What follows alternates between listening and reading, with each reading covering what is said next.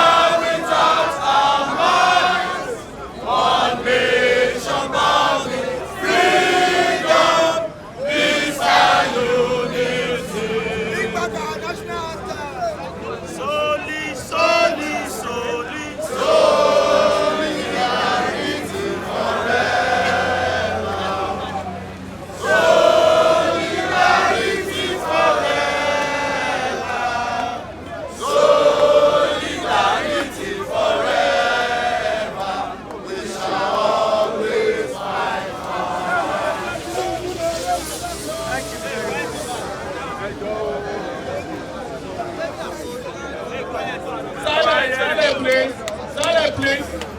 Ladies and gentlemen of the media, we greet you morning and good afternoon. And we welcome you to this World Press Briefing of the Head by Governance Protest Organizers Committee.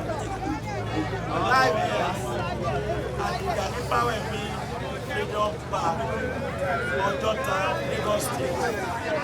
Today, Monday, 5th of August, 2024, being the 5th day of our national days of action against hunger and action, powered by Nigerian youth, Nigerian people who are fed up with the condition of hunger and action. We are all witnesses to our struggle from day one. We are all witnesses to our pain and to the suffering that we have endured here at the barricades. As the government, their agents, both in uniforms and out of uniforms, have thrown everything at us to disparage us, to demonize us, to attack us, to injure us and to bleed us, and sabotage our movement. We are also witnesses to how we have rebounded from each attack, each blackmail, each sabotage, each attack. That is to show you that this is a resilient and an organic movement that has erupted from below, arising out of the frustration of the Nigerian people. It is a movement that is unstoppable. It's a movement that will not stop until it wins. We are also witnesses to how we have been very peaceful and organized, despite several efforts to provoke us. I'm laying this background in order to ensure that the media, who have labored hard over the past few days to provide coverage for this movement, are on the same page with Nigerian people when it comes to what has transpired under so far. For the purpose of this press briefing, arising out of the Congress we just had at the barricade, is to respond to President Tinubu's broadcast yesterday. And I must tell you before I go into what our decisions are, how difficult it was to even gather here after President Tinubu made that broadcast yesterday. And that's to tell you that President Tinubu is actually the proverbial chameleon who gives one thing with one hand and withdraws it from another. Because many of the agents of the government have been going about to say that once the president has addressed us, he has done what has never been done before, and the youth are supposed to be satisfied. But the interesting thing is that even for us to gather here to discuss and ponder over that broadcast was a serious battle. Yesterday, Several of our people were beaten blue-black by miscreants under the watchful eyes of the police yesterday. One of them was arrested and we had to go to this by the police station to do this. And today, many of our people have been chased away from here. And of course, some of our people at Alafsa have also been attacked by miscreants and the police. In fact, about 3 of them have been arrested. Early this morning, around 2 a.m., the National Coordinator of the Youth Rights Campaign, Comrade Michael Lenny, and about 2 others, were also abducted by the DSS in their route in Abuja at 2 a.m. So what that means therefore is that while the president was addressing us in the so-called broadcast, he also unleashed the dogs after us. And here at Atotota, it was a battle for us to gather to be able to discuss and respond. Because like we have told the CP, and we have told some of you journalists, our movement is a democratic one. Nothing is done, nothing is said without the buying and without the endorsement of the generality of all peaceful protesters at the barricade. So what we have done earlier today is to take President Tinubu's broadcast to a Congress assembly. And the Congress has deliberated and has sent us to respond in the following manners. First and foremost, our Congress recognized that the survivor of the entirety of our movement and protest Thursday is itself a testament to the courage and the bravery of the Nigerian youth and the Nigerian people. And that for us to be able to march it Thursday across the country is a defeat to those who say we never be able to do so. It's a defeat to President Tinubu, who wants to turn himself to a civilian dictator, who instead of addressing people who are angry about hunger, he said they don't have the right to march on the streets. We also see the broadcast yesterday. Even though we do not agree with the content, the mere fact that somebody who says we don't matter came out to labor for 10 minutes trying to address us is a clear testament to the fact that no president whatsoever is greater than the entirety of the people. The Nigerian people are greater than any president. Yes. That is what we have established since Thursday. That is what was established yesterday. So we say shame on them. Shame! Shame on President Tinubu. Shame! Shame on the ruling party. Shame! Shame on the second president. Shame! Shame on the IGP. Shame! Shame on the speaker. Shame! Shame on the DSS. Shame on the army chief. Shame on Soweto. Shame on all those who say we cannot protest. We have done it.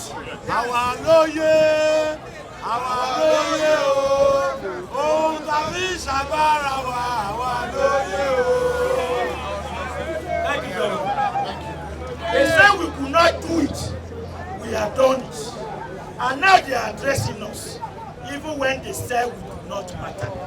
That itself is a victory, and they must eat the humble pie. And they must learn their mistake and never take Nigeria for granted again. Yes. The second thing is that even while we recognize the fact that they address us as a victory, that does not necessarily mean that we like what they said. We think President Tinubu's address for those few minutes was a wasted effort. And why do we say so? Because President Tinubu succeeded for those few minutes and completely ignored our demands. Not for once did the president who said in his broadcast that he has heard us mention even one of our demands. At all. Isn't that the seats? So what kind of dialogue does he want to have? When you did not even remember one of our demands. Instead, he utilized the entire speech. One, to defend the completely failed record of his government, which has succeeded in throwing the entire Nigerian people into hunger and hardship. Really out policies, programs and figures that have done nothing to resolve the problem that we face as young people and as Nigerian workers and Nigerian people. Second, he utilized the broadcast to repeat some of the things that we said about us, that we are being sponsored. In fact, I remember one phrase that the youth should not allow themselves to be manipulated to think that the government does not care. President Tinubu, we young people are not fools. Yes. We are not robots who have to be manipulated before we know that we are hungry.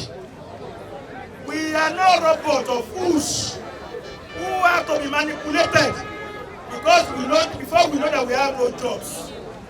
Our decision to come out of the streets is a decision taken on the basis of our clear understanding that we have had enough of all of these wicked anti-poor capitalist policies of the President Tinubu regime. So we have the President Tinubu therefore to disabuse his mind of all of those shenanigans and begin to actually look at the things that we are seeing.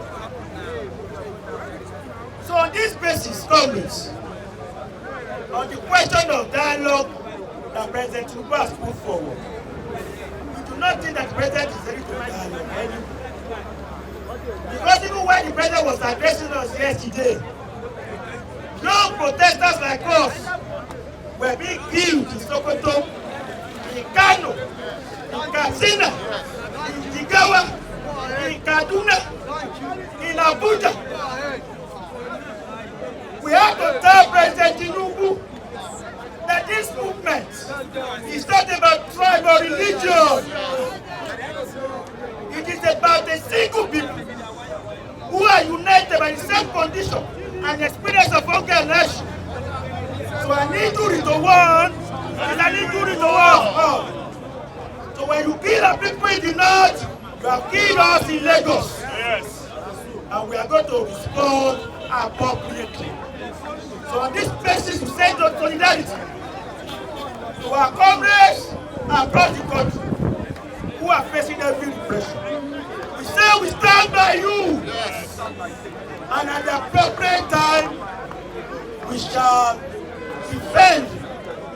We shall march with you to ensure that those blood that will be shed are not shed in vain. So on this basis, the question of dialogue is itself out of the window. You cannot kill us and dialogue with us. Yes. We are telling President Tinubu to go and dialogue with over 40 people who have been killed across the country. Let him go and sit down with their corpses and have a national dialogue with them.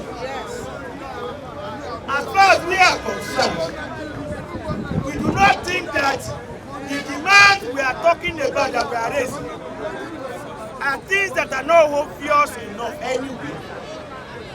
Why does the president need somebody to travel to Abuja to sit down with him before he realizes that we are saying that fuel price is not mandatory?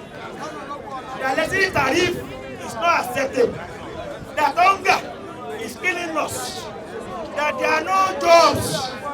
That the minimum wage is inadequate even for a job, let alone a human being. That the economy of Nigeria does not work for the mass majority, but for only a few. We do not need to travel to Abuja to sit down at the dialogue for the president to know that.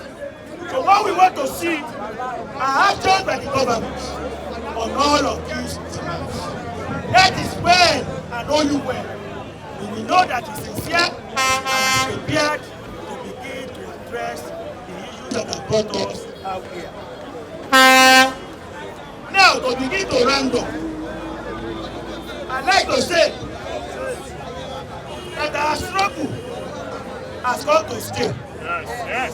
No matter how long it takes, This movement of the Nigerian youth and Nigerian people will not stop fighting for the full liberation. And let me tell you what full liberation means for us. We do not just want to replace one corrupt leader by another. Full liberation for us does not mean replacing one looter by another.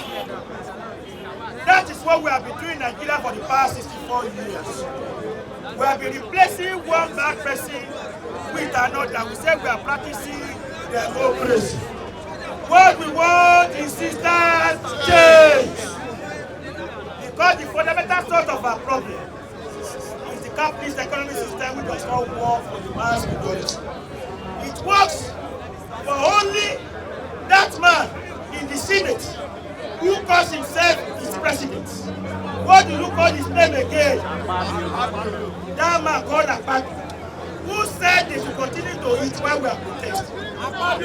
That man, even though he's not so bright, has given you the best definition of capitalism that you can ever have. It's a system under which a few people like himself, they use the collective resources while the rest of us suffer and suffer. What we need is a socialist alternative. Nigeria's wealth is enough to resolve all of our problems. The only reason why it is not so is because they still up, is because of capitalism. That is why we need total liberation and socialist state. On this basis, greater is Nigerian people. Ladies and gentlemen of the media, this press conference is to give you some of those decisions. These are the decisions of the Congress of the Nigerian people and the Nigerian youth. We would like to say that all of those people who have gone out since yesterday, saying that our protest has been called off and suspended, they do not represent us. They are personal, Thank you very much. Greatest Nigerian people. Greatest Nigerian people. In addition to the statements made by Comrade Soweto, we are also adding, as part of our demand, the immediate sack of the Inspector General of Police, and we are demanding a sack because of the violence and mayhem he unleashed on peaceful protesters at different parts of the country that took the lives of close to 40 persons, including women and children. Kano was an eyesore, and it was a tragedy that should not have happened. That is what these are one of our demand. We are also still insisting, since the president has refused to acknowledge our demand. Our demand still stands. No amount of broadcast can erase the fact that Nigerian people are hungry, and we are still demanding and we are reiterating that the biting inflation in the country must immediately be addressed. Yes. We are hiding that the wave of fears across our tertiary institution must be immediately reversed. Yes. Number 3, we are also asking that we are rejecting 70k minimum wage. Yes. If the government of Tinubu thinks 70k is a reasonable achievement, he should place himself, other members of government and members of National Assembly on the 70,000 naira. Yes. We are also asking that if fuel subsidy removal, that policy must immediately be reversed. These are some of our demands. Electricity tariff that has been forcing small businesses to close down, including most government parastatals. Most hospitals have been going to ration electricity. We are also immediately calling for the reversal of electricity tariff hike. These are some of the conditions that have led to the anti of some of our people. It is kind of unfortunate that the president in his media broadcast the only time when the Nigerian government suddenly we recognize that they want to protect lives and properties. It's only when people say they want to protest against bad government policy. But long before now, how is the state of life and properties in Nigeria? Insecurity, banditry has taken over many parts of the north. Why are the security forces not exhibiting show of force there? Why is the president not concerned about the security of lives and properties of thousands of those who have lost their lives to insecurity and banditry? Even there in Lagos, many parts of Lagos remain unsafe. Places like Agege, Oshodi, even many places in Thailand, Ojota, they are not safe spots because of increase in criminal activities, not thanks to increment in hardship. So you cannot really separate poverty from criminality. You can deal with increasing criminality, increasing insecurity in the country is to address demands of protesters. And what are our demands? End hardship in this country. And how do you end hardship? Address the biting inflation in the country. How do you address the biting inflation in the country? Reverse fuel subsidy removal. Reverse electricity tarifying. Stop the floating of the naira. These are the issues. Gentlemen and women of the press. Lastly, sorry, I was about going up, but there is an important point I need to make. And it is that since these protests have begun, journalists have been victims of violent attack of state. As a matter of fact, 2 days ago, was it 2 days or yesterday, I was watching a video of an AIT reporter that was mortally wounded in the leg. He was limping, he could hardly walk. And this is the fate of many journalists that have been covering the protest nationally. We want to insist that freedom of the press is a right.